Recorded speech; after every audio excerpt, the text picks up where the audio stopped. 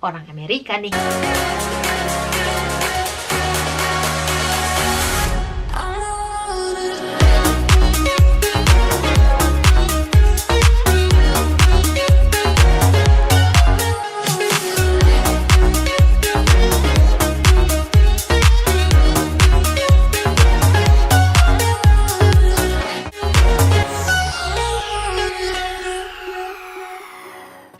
Yang ketiga, selamat pagi dari Indonesia. Perkenalkan, saya salah satu subscriber Kak Tiara yang selalu nonton video-video Kak Tiara, apalagi soal visa.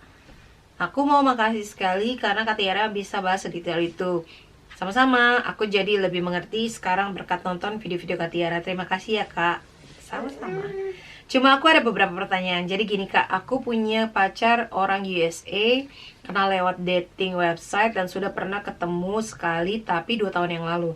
Kita sudah kenal hampir 5 tahun. Sekarang kita mantap mau apply K1 visa, mau serius menikah. Pertanyaanku, kalau cuma sekali ketemu dan sudah 2 tahun yang lalu, apakah bisa apply K1 visa? Semoga bisa dijawab sama Kak Tiara ya. Terima kasih.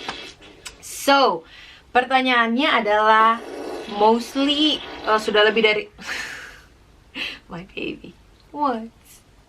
Hah?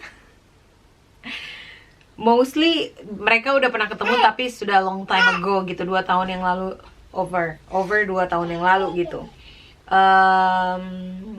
Dan mantap apply visa. Kalau dilihat dari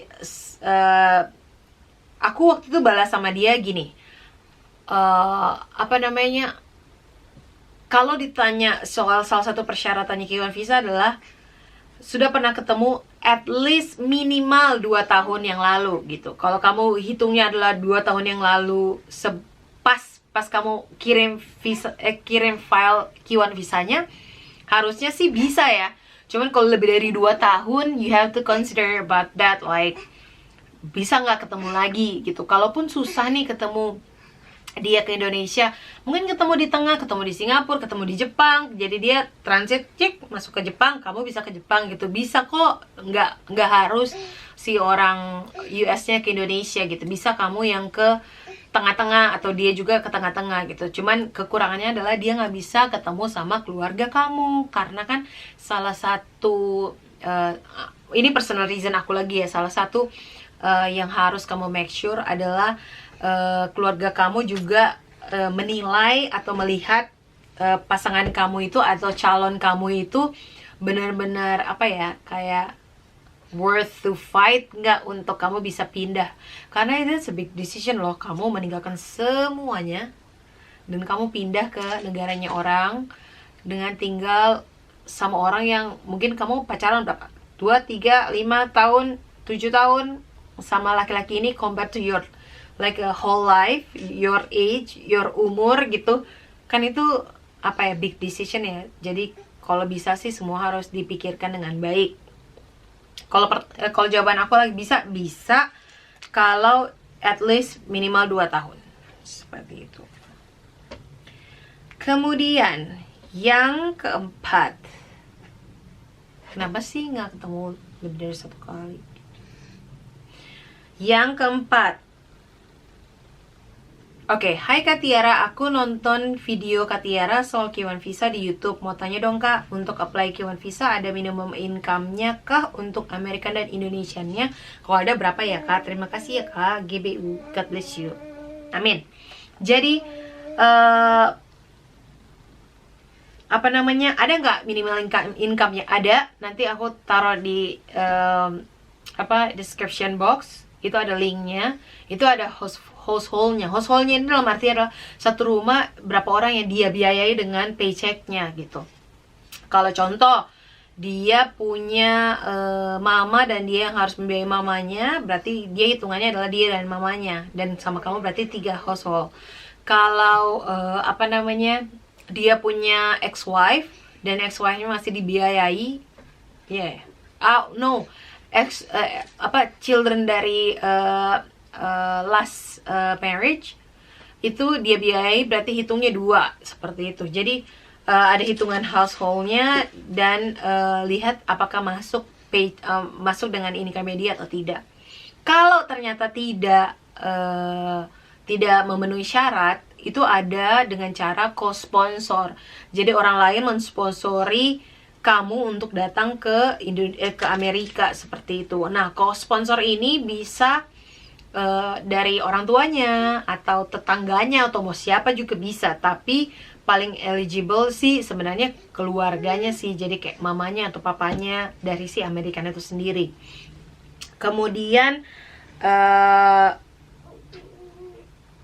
apa namanya, kalau ditanya Indonesianya dilihat nggak sih income-nya? No. Jadi kita sama sekali tidak dicek kamu punya duit berapa, mau masuk Amerika mau duitnya berapa, tidak ada dicek sama sekali.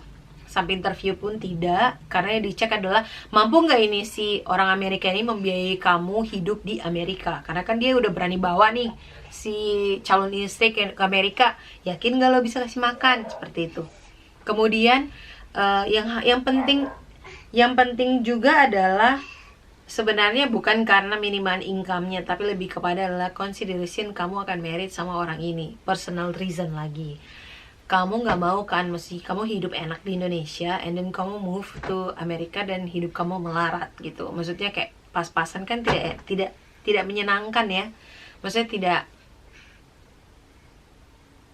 sayang aja gitu kamu melepaskan hidup kamu di Indonesia dan kamu move di sini lebih menderita gitu. You have to make sure. Dan dia bisa sangat membiayai kamu. Tidak perlu berkelimpahan, yang penting membuat hati senang dan tidak was-was tuh. Kemudian make sure juga, karena setelah kamu masuk Amerika, kamu tidak langsung okay, I'm happy, that's it. Kamu masih harus apply another file, dan filenya itu pun ada biaya, dan biaya itu lebih mahal, lebih dari $1.000. Jadi kayak kamu harus make sure bahwa kamu dibiayai sama orang yang tepat dan tidak terbengkalai, seperti itu. Jadi pikirkan lagi ya. Kemudian yang kelima adalah, mari kita baca yang terakhir. Hai Kak Tiara, gue Sensor dari Jakarta. Gue ngikutin video-video lo di YouTube. Thank you ya udah buat konten bermanfaat dan amat sangat detail buat orang lain termasuk gue, jadi lebih ngerti soal Q1 visa. Thank you banget dan salam kenal, hehehe. Gue mau tanya dong, gue sekarang sudah dalam proses nunggu NOA 1. Kalau seandainya dalam proses menunggu ini gue liburan ke Amerika, apa bisa? Soalnya masih ada visa turis gue. Kalau pacar gue ke Indo, apa boleh juga selama proses Q1 visa ini? Terima kasih ya, sukses selalu. Oke, pertanyaannya pada saat apply atau proses visa ini bisa nggak pasangan datang ke sini atau kita yang ke Amerika? Jawabannya adalah bisa 100%. Kecuali kamu baru mau apply visa turis, itu nggak bisa karena kamu kan akan tumpah tindih secara visa. Tapi secara kalau kamu sudah punya visa di paspor, bisa kamu pergi dan dia bisa berkali-kali bisa datang ke sini pada saat visa. Tapi kan sekarang corona ya, WNA kalau nggak salah belum bisa masuk ke Indonesia. Jadi itu mungkin the reason yang tidak bisa. Tapi sebenarnya secara basically pada saat proses Q1 visa bisa kok bertemu, datang ke Indonesia atau kita yang ke Amerika itu bisa. Jadi why not kalau udah punya visa seperti itu. Nah begitulah. Jadi it's a wrap. Sudah, itu adalah 5 pertanyaan yang paling sering aku dapat berkali-kali dan jawaban aku juga kurang lebih sama seperti aku yang jelasin sebelumnya. Seperti itu. Jadi intinya adalah sebelum kamu menikah, please kenali pasangan kamu baik-baik. Jangan, aku banyak sekali baca-baca sharing orang gini. Ini bukan soal dia bule atau tidak ya, tapi secara problem atau masalah pernikahan itu hampir semuanya sama. Mau dia bule, mau dia tidak. Mungkin bule lebih lebih tinggi resikonya karena mungkin ada miscommunication, karena komunikasi beda, bahasanya beda. Tapi problem di marriage itu pasti ada, dan kamu harus benar-benar make sure kamu mengerti dan kamu paham siapa yang kamu akan nikahi. Jadi jangan buta karena finally nggak tahu ya, orang-orang suka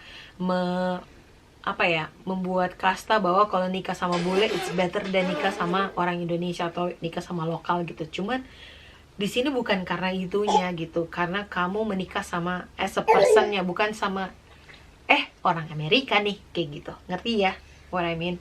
Jadi seperti itu. Jadi Tuhan berkati semua prosesnya buat teman-teman yang masih dalam proses. Dan after video ini aku masih banyak utang banget, karena banyak banget yang nungguin aku membahas soal AOS, adjusting of status, yang gimana kamu bisa dapat green card dari Q1 visa holder.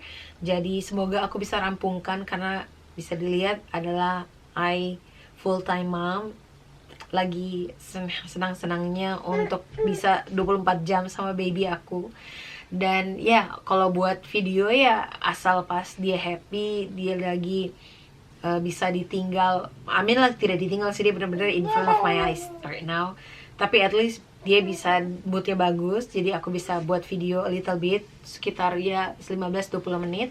Ya semoga ini bisa membantu buat kalian semua video ini. Dan sekali lagi good luck for all of the process. Dan banyak-banyak berdoa, andalkan Tuhan senantiasa biar semua prosesnya bisa lancar sesuai dengan kehendak Tuhan.